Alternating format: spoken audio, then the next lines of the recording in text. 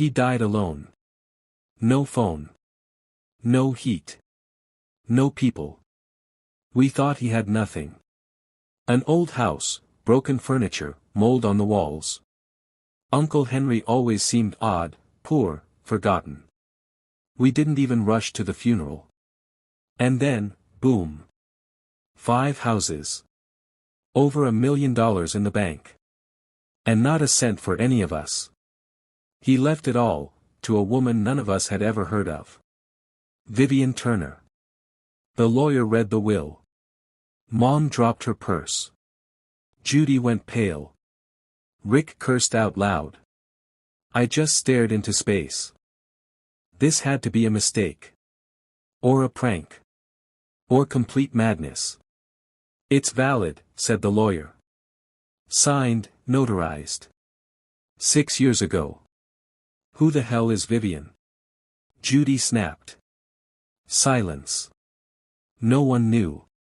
No photos. No letters. He never mentioned her. Not once. Then Mom said something strange. He had a safe. He told me once, it had letters. From his father. From our grandfather. He died when we were kids. What did that have to do with this? With Vivian? That night, I drove to Henry's house. Alone. The place felt cold, damp, abandoned. The kind of house that held on to secrets like cobwebs. In the basement, behind a rusted water heater, I found the safe. Small, metal, heavy. Locked tight. I touched the lid and felt it in my gut. We never really knew this man. Not who he loved. Not what he hid. Not who he truly was. But whatever he didn't say in life, it was in that safe now. This wasn't about money. It was about truth. We had no houses. No inheritance. No answers. Only one name. Vivian Turner. I came back the next night. With a lockpick. And a flashlight. Yeah, I know how it sounds, like I was breaking into my own family's secrets. But that safe wasn't opening any other way. The house creaked with every step. It smelled like mold and regret. Like even the air knew Henry had been hiding something. The lock clicked. The door groaned open. Inside, a bundle of letters tied with a brittle rubber band. Faded black and white photos. An old military dog tag. And a small notebook with shaky handwriting on the cover. For myself, in case I forget who I am. I picked up the first letter. Dated, 1979. Henry, I can't keep living a lie. You have to tell your family about us. About Vivian. About the girl. She has a right to know who her father is. I read that line again. And again. The girl. Vivian wasn't just a friend. She was the mother of his child. That girl, my cousin. I called my mom. She answered on the first ring. Did you find anything? I think. Uncle Henry had a daughter.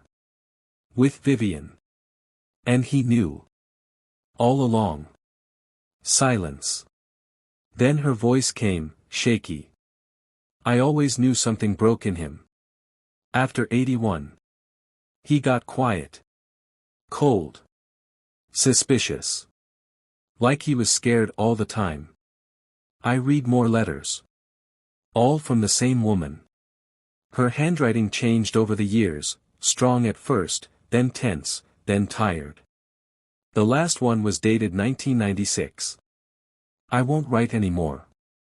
If you don't want to know your daughter, that's your choice. But one day, Henry, you'll regret it. After that, nothing. No replies. No return address. Just silence. The photos showed a woman with chestnut hair. And a girl, maybe 5 years old. Brown eyes. Dimples. Henry's eyes. This wasn't just a hidden life. It was a betrayal. He had a daughter. And he kept her secret for decades. Then gave her everything. In silence. I stayed up all night, staring at those photos. The next day, we gathered around the kitchen table. I laid out the letters. That's why, I said. That's why he left it all to her. Because she's his daughter. And this was his apology. No one argued. What if she doesn't even know? Judy whispered. That hit me hard. What if she never knew who her father really was? Then it wasn't just a secret anymore. It was ours to carry. To fix. We made a choice. Find her. Find Vivian. Find the girl. And find out if she ever forgave the man who disappeared, but never truly left. Finding Vivian Turner wasn't as easy as we'd hoped. The name was too common. The first 3 Vivians I found on social media were either too young or living in Australia. One of them, oddly enough, was a dog stylist. Definitely not our Vivian. We decided to start with the letters. On the back of one envelope, there was a faded return address, 221, Maple Avenue, Sacramento, California. I couldn't believe Uncle Henry had been writing to someone just a couple hours away, and none of us knew. I got in the car and drove. Judy insisted I not go alone. Rick volunteered to come. Maybe he wanted to feel like a hero in a family mystery. Or maybe he just needed a break from his wife and kids. Sacramento greeted us with heat and dusty wind. 221, Maple Avenue was modest but neat. Flowers on the porch. Curtains sun-bleached and soft. I knocked. 3 times. A woman in her 60s opened the door. Neatly trimmed hair. Sharp eyes. She squinted at us. Can I help you? Sorry to bother you. Are you Vivian Turner? She nodded slowly. My heart skipped. My name is Mark. I'm Henry Dorset's nephew. Pause. A long one. Then her face changed. Her eyes widened. She leaned on the doorframe. Henry, he's gone. I nodded. She turned away, covering her mouth with her hand. For a few seconds, she cried, softly, like a child. We sat in the kitchen. Rick stayed quiet, nibbling on cookies. I tried to speak gently, not push. He left everything to you. The houses, the money. But more than that, the letters. And the photos. Vivian looked out the window. Then, suddenly, she said. I didn't know he still thought about me. You thought about him? She smiled, tired and sad. I thought he died years ago. At least on the inside. After his last letter. I assumed we were gone to him. That Jenny never existed for him. Jenny. Our daughter. Jennifer. She's 39. And she has no idea who her father is. I felt something shift inside me. This wasn't about the inheritance. It was about lost time. About a woman who waited but never heard back. About a girl who lived her whole life not knowing her father, who wasn't dead, just too ashamed to face his own choices.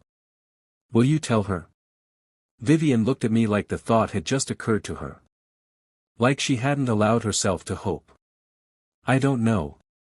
She might hate me. Or him. I placed a photo on the table, the one of her and the little girl. Her fingers trembled. Maybe, I said. Or maybe she forgives. And then all of this won't be for nothing. Vivian said she'd think about it. We left her copies of the letters, the old photos, and my phone number. Rick was quiet the entire drive back, and only when we were nearly home did he finally speak. If I found out I had a sister no one ever told me about, I'd be furious. I nodded. That was exactly what worried me. We didn't know who Jenny was, what kind of person, how she'd take the news. Maybe she believed her father was someone else.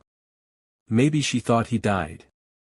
And now, nearly 40 years later, she's told, your father wasn't who you thought, and by the way, he left you an entire estate. 2 days later, Vivian called. Her voice was calm but tired. I told her, she said. Last night. And she left. Said she needed time. Said it was too much. I didn't know what to say. I wanted to tell her it was okay, but honestly, I'd probably have run, too. She's always been private, Vivian went on. Independent. Smart. Went to Berkeley. Works at a nonprofit now, helping women from abusive situations. She had a father. My ex-husband, Joe. He died when she was 20. Jenny always thought he was her real dad. She never suspected. Never. Joe knew, but he raised her as his own. He was a good man. I could feel how hard this was for Vivian. Decades of silence, and now everything was crashing down at once. Do you want me to talk to her? No. Not yet. Let her have space. But, her voice trembled, could you send more photos? If you have any. I sent everything we had, pictures of Henry as a young man, at family picnics, in uniform. Some I'd never even seen before, my mom found them in an old album in the attic. A week passed. Nothing from Jenny. No call from Vivian either. I started to think that was it. That the story would remain an open wound. Then, on Wednesday evening, I got a message. No name. Just a number. Are you Mark? I'm Jenny. Can we talk? I read the message at least 10 times. Over and over, as if it could be a mistake. Or a prank. Or someone else entirely.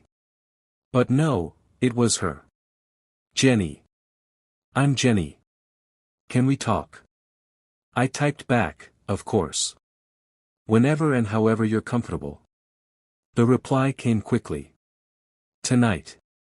On Zoom. No camera. Just voice. I understood, she wasn't ready to be seen. But she wanted answers. To test the waters. We set it for 8 p.m. I sat in my bedroom with the lights off, the glow of my laptop the only source of light. My heart was pounding like it was exam day. Hello. Her voice was steady. Adult. No hesitation. A woman used to holding her ground. Hi. This is Mark. Pause. A deep breath. My mom told me everything. Or most of it. I don't know where to start. Anywhere. Or just ask. He was your uncle, right? Yes. My mom's brother. We always thought he was strange, lonely, poor. Turns out he had a secret. And you're part of that secret. He had his chance. He could have shown up. He could have written. Why didn't he? I paused. I didn't have an answer. Just guesses. Just the letters. I think he was afraid. And then ashamed.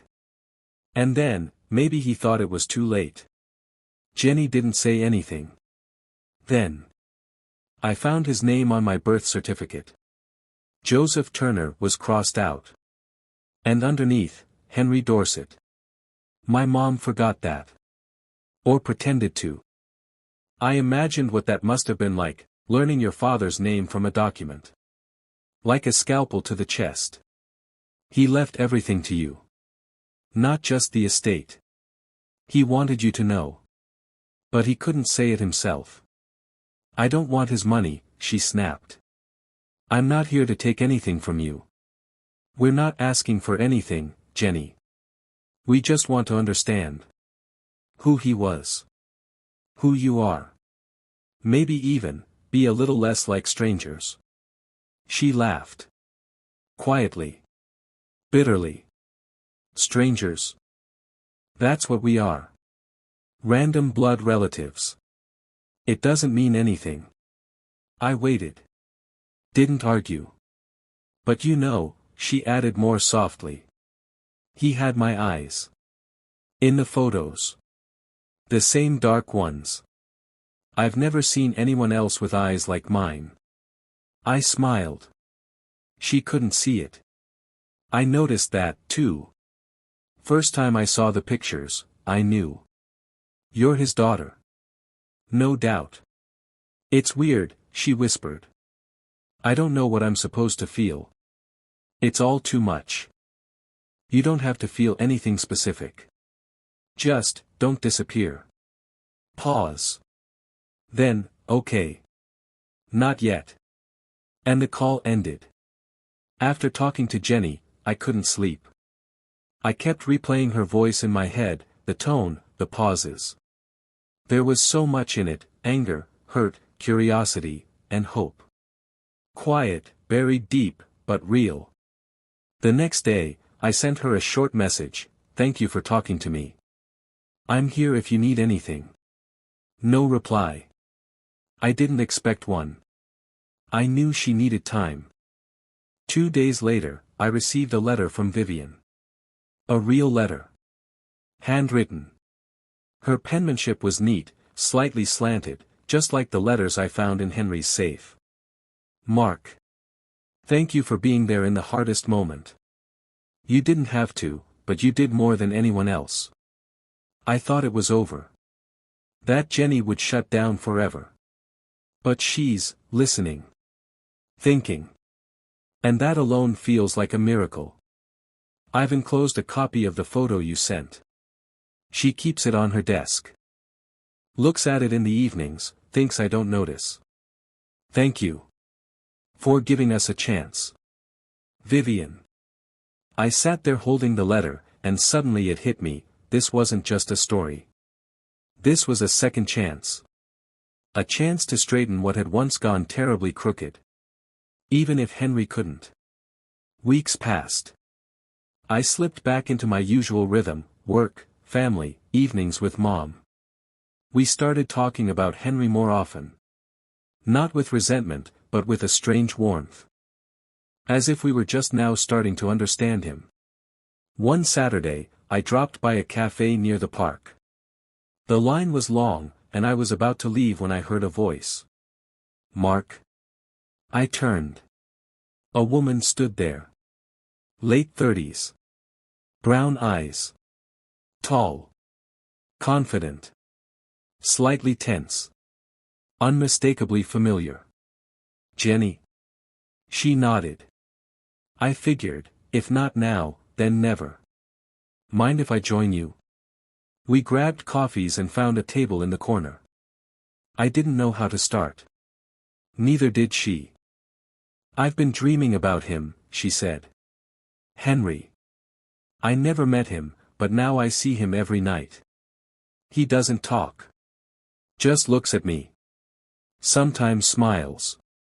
I didn't know what to say. I just listened.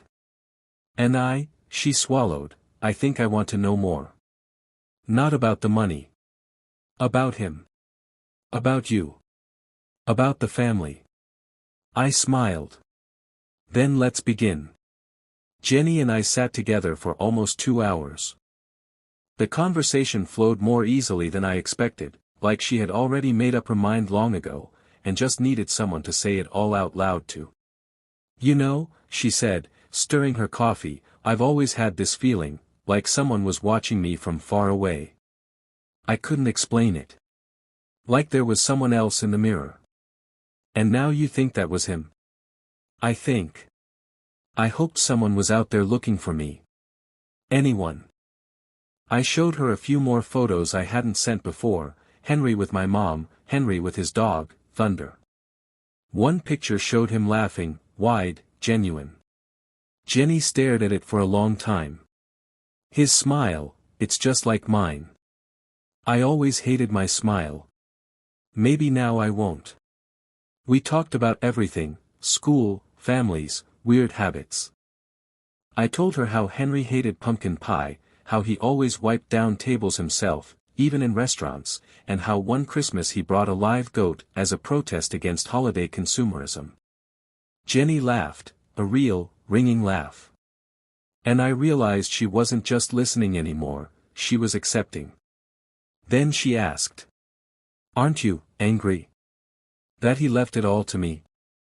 I shook my head. At first, yeah. We were stunned.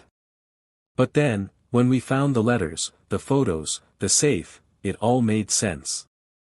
He was trying to make amends. Trying to give you something, anything.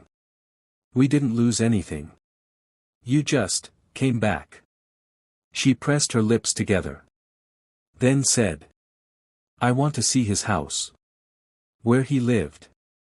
Would that be okay?" The next day we went. The house stood just as it had, sagging, creaky, but with a different kind of energy now. Like it had been waiting. Jenny walked through the rooms in silence. She looked at the walls, the kitchen table, the old lamp. Then she stopped by the window and said softly, "He lived alone. And I lived alone. All this time." I stepped closer without saying a word.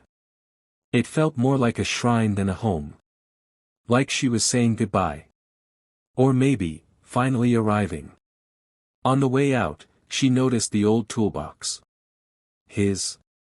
Yeah. Henry fixed everything himself. Even when the TV finally gave out, he didn't throw it away.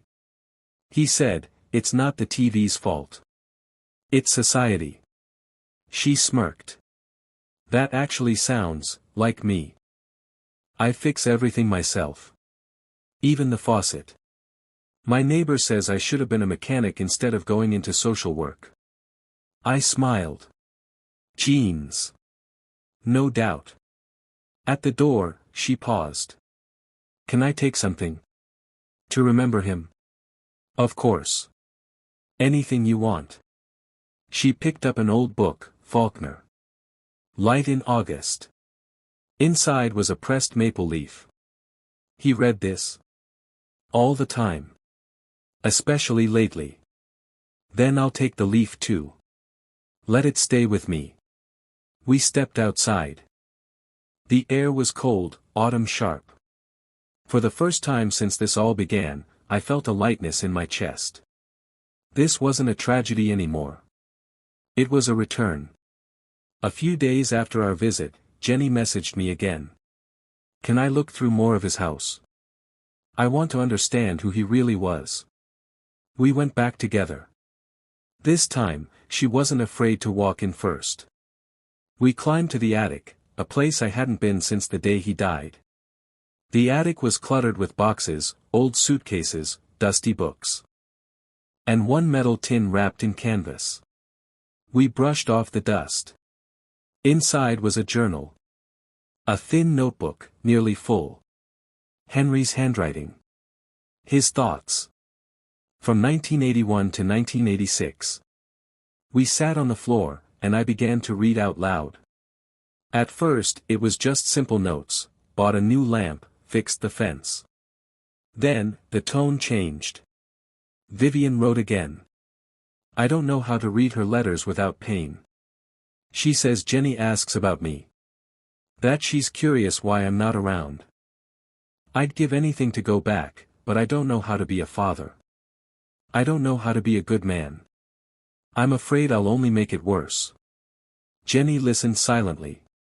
Just nodded now and then, as if confirming something deep inside. The next entry came weeks later. I saw her photo. She smiles like me. It's unbearable. Jenny looked at me and said softly. He really knew. He saw me. He just didn't dare. I nodded.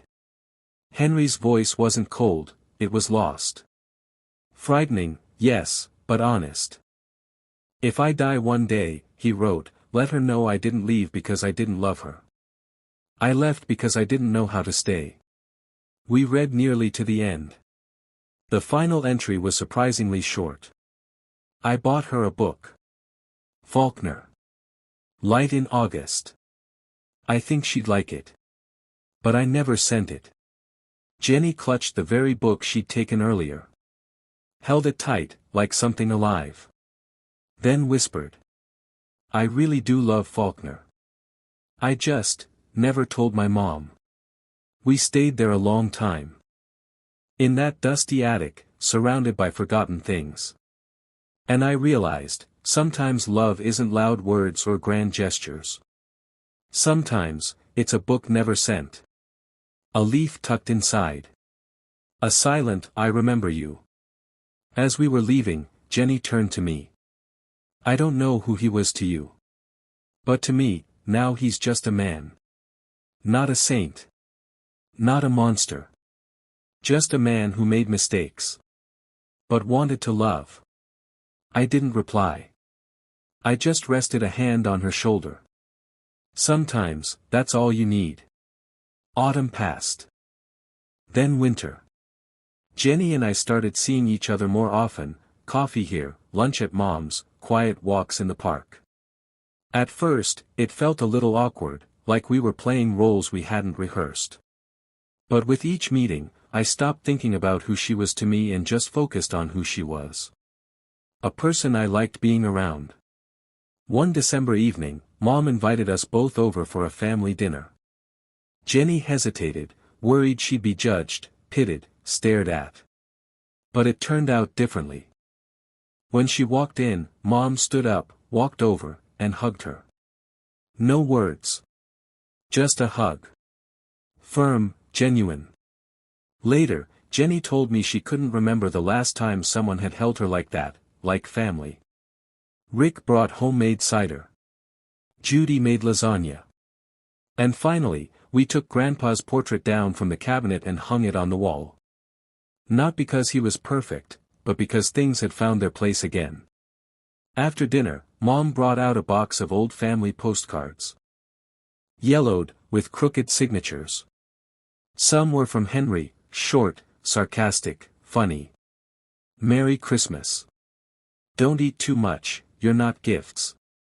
Jenny laughed as she flipped through them. Then said. He was funny. Even when silent. That's how we remember him, Rick replied. Quiet. But always a line that hit just right. That's when I suggested something Henry never would have done, a gathering to bring people together, not apart. A new tradition. A day for our family. Mom nodded. Judy cried. Even Rick didn't say anything, just poured more cider for everyone. And then, at the very end of the evening, Jenny stood up. She pulled a photo from her bag, the one of her as a baby in Vivian's arms, with autumn leaves behind them and light in the background. I found this between books in his drawer. Don't know how it got there. But it's real. I keep it on my shelf. And when I look at it, I feel like Henry was there. Just, from a distance. We sat in silence. Not because we didn't know what to say, but because everything had already been said. Sometimes family isn't blood. Sometimes it's a choice. And sometimes, it's the chance that was never given, but you decide to give it anyway. Spring arrived quietly. The scent of fresh grass was in the air again, and people, as if on cue, started smiling more. Even our grumpy old mailman now waved and said, "Good day," like that alone was his life's purpose. Jenny and I saw each other regularly. Not like characters in some emotional drama, but like family, with a shared past that didn't define us, just connected us. She became Aunt Jenny to Judy's kids, and even Rick once admitted that girls got both brains and heart. Coming from him, that was practically poetry. One day I asked her, "Do you regret finding out?" She was quiet for a while. Then she said, "No. I regret that he didn't have the courage. But I don't regret knowing. It makes me whole. Like there was a window inside me, and now it's open." I knew what she meant. Sometimes we live with a closed window and forget there's light outside. We just get used to the dim. On the anniversary of Henry's death, we held a remembrance evening. Not a somber event, more like a backyard picnic. Blankets, pies, cider. Photos hanging on clothespins. Quotes from his letters. His favorite music, old blues that said more with a guitar than most could with words. Jenny brought a small wooden plaque. Burned into it were the words. Not perfect. But real. She found it in his toolbox. Apparently, Henry had burned it himself. We hung it on a tree. And suddenly, it felt like the message of the entire story. Because that's what it was, not perfect. Messy. Full of mistakes and fear and silence. But it was real. With pain, yes. But also with effort. Late, but not too late. And with love, in the only way he knew how to give it. Now we have a family tradition, every spring, on the first Saturday of April. Henry's Day. A day to remember that every person is more than just their actions. They're also their fears, regrets, and the hope they eventually find inside themselves to pass something on. And we have Jenny. Not as an heir. Not as a secret. But as part of us. Alive. Real. Just like Henry. Strange. Quiet. Lonely. But still, ours.